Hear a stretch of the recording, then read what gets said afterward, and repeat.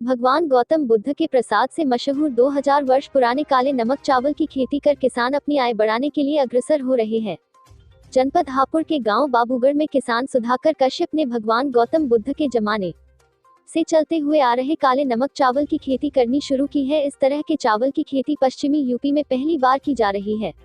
इसकी लागत अन्य चावलों की तरह है, लेकिन अन्य चावलों के मुकाबले इस चावल की मांग देश के साथ साथ विदेश में भी काफी है। इसका छिलका एवं भूसी काले रंग की होती है, इसलिए इसका नाम काला नमक चावल होता है। वहीं पहली बार किसान द्वारा इस चावल की खेती किए जाने पर जिले के कृषि अधिकारी और कृषि वैज्ञानिकों ने किसान के खेत पर पहुंचकर खाद और पानी की सही मात्रा के बारे में किसान को जागरूक किया। दीपक कश्यप की रिपोर्ट। हमें अपनी सब्जी की कर रहे थे, पहले हम 15 मोंजी बोते थे नो, और अब ये क्या ये इन्होंने मंत्री जी ने हमें बीज दिया, इसे भिजवाएंगे किस चीज़ का, मूंजी का। और ये बीज को खाद से हम पैदा करेंगे। ढांचा है मेरा अभी जुटा, बहुत बड़ा ढांचा था मेरे हाथ था, अभी आज ही जुट के गया है शहरों से। इसमें लगाएंगे भी, कोई फूसा खाद नहीं गिरते, हम बिल्कुल भी गिरेंगे ही। ये लौकी भी हमारी जैविक खाद से ही है जी सर। कौन सी मूंजी बोल रहे हैं? अब ये तो काला धान बोल रहे हैं सर, मैं जो तो ज़्यादा नहीं। 15 भी है मेरे पास, अलग प्लाट में बिजेगी।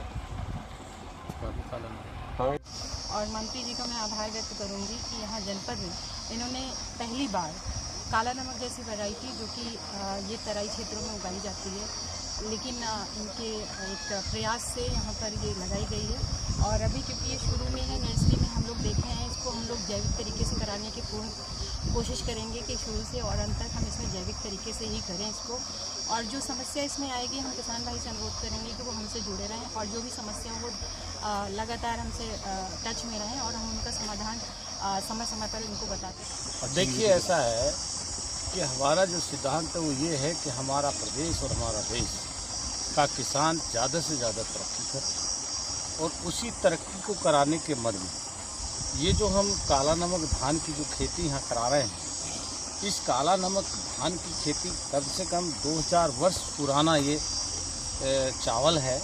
और ये काला नमक जो इसका नाम पड़ा है वो भगवान बुद्ध का प्रसाद माना जाता है इस काला नमक चावल को। इसमें बहुत सारी विशेषताएं हैं, जैसे किसी व्यक्ति को डायबिटीज हो उसको नुकसान नहीं करेगा, हार्ट का पेशेंट हो उसको नुकसान नहीं करेगा, उसको भी लाभकारी है। किसी का जैसे बच्चेपन में दिमाग में कोई दिक्कत रहती है, उसके दिमाग के को भी उसे कामयाबी करेगा। लेकिन इस चावल की सबसे बड़ी गुणवत्ता ये है कि इस चावल को खाने से इंसान को किसी भी प्रकार की कोई बीमारी होना प्रतीत नहीं होता है। इस चावल के लिए हमारा जो है सबसे पहला इसका जो भूसी आएगी, इसका नाम जो काला नमक है, इस काले नमक की चावल तो सफ़ेद रहेगा, लेकिन इसकी भूसी जो है वो काली नज़र आएगी, इसलिए इसका नाम काला नमक पड़ा है। और जैसे कि कहा जाता है कि इसके लिए इसमें जो है सबसे बड़ी विशेषता है कि खुशबू बहुत अच्छी आती है। जो आम बासमती हैं हमारे यहाँ उगाई जा रही हैं, उन बासमतियों की अपेक्षा इसमें उनसे अधिक खुशबू होती है। क्या है कि अमूमन अगर सब्जी लगा दी, सीताफल एक खेत में सब ने सीताफल लगा देंगे, एक खेत में अगर गोभी लग गई तो सब गोभी लगा देंगे, आप देख रहे होंगे हापुड़ जनपद में। लेकिन इसके आगे चलने की क्षमता इसलिए नहीं रखता किसान, के सोचता है कि मैं नई चीज़ लेके आऊँ, कहीं ना हो मेरी लागत खराब हो जाए, मेरा नुकसान हो जाए। क्योंकि देश और प्रदेश की सरकार आज के हालात में किसान को बद से बदतर करने पर चल रही है।